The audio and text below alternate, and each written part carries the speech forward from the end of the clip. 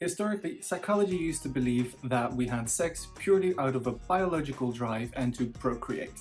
Nowadays, we know a lot better and we know that sex is a lot more complex than just those two reasons. So let's talk about some of those.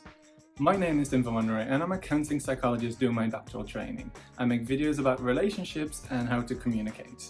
And today we're going to talk about sex, because such a big and important part of a relationship, and it can feel very mysterious, so let's debunk a little bit of that. Why it can be good to be aware of different reasons why people have sex is it's a great starting point for a conversation, maybe with your partner or your future partner.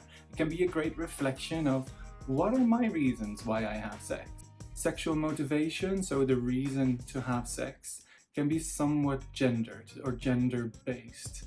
I won't be touching on that today because I want to contribute to a conversation where all sexual drives are okay to be experienced by all genders.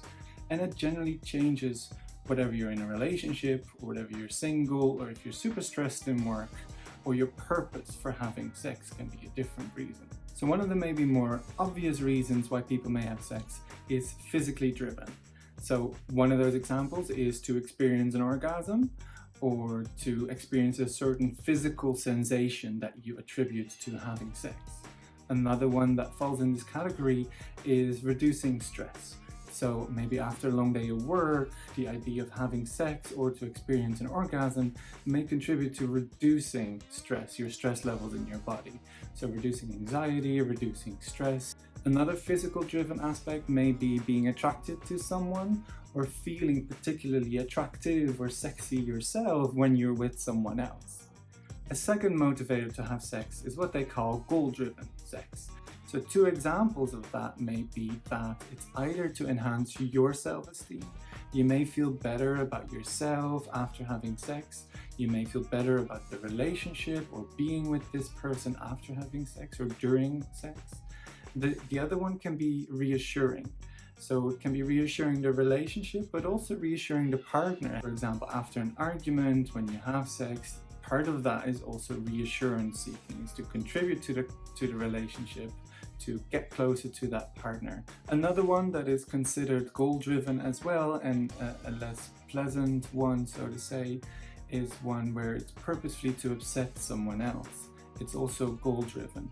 Whatever it is to cheat on someone, whatever it is to sleep with someone who is in a relationship with the intention to break up that relationship, whatever it is to transmit on purpose an STI to another person. So that can be a motivator for why people have sex as well. Maybe a less romantic and less out there motivation, but it happens. Then we have the motivator of sex, of emotional closeness. So the experiencing of emotional closeness with your partner, expression of love, expression of intimacy. Sex is one way to experience intimacy. It's not the only way, because intimacy can also be holding hands or cuddling or spending time together. So emotional closeness is all about experiencing that closeness emotionally with your partner.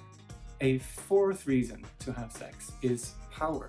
So this may be the experience of power, so experiencing the power of your partner, letting them take control in the bed, or to express your power over someone else, like a domination or control role play.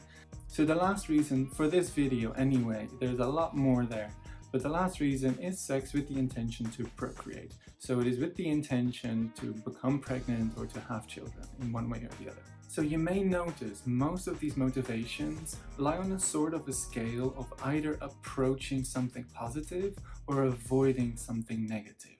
So approaching like emotional closeness or feel good about yourself, like that self-esteem, or avoiding a conflict or avoiding a breakup or reducing stress, which I found really interesting. So reasons why people have sex are highly individual and highly time related. So they differ from moment to moment. And most of that is okay. And most people will experience a mix of those motivators or reasons or drives that we just talked about. So I hope you enjoyed today's video. I hope you got something out of it. I hope it got you thinking. Next week, I'll be talking about how to start a difficult conversation, which may go somewhat hand in hand with wanting to talk about this with your partner, what their reasons may be or what your reasons may be, and to connect more on that. So do let me know in the comments down below which motivation for having sex surprised you the most. Thank you so much for watching, and please subscribe and like this video to stay tuned for more. Oh, and before I forget, I have an Instagram, Tim Psychology. You can follow me on there and stay tuned with some behind the scenes updates, and I'll post some regular updates on what I'm working on, I'm planning on in the future.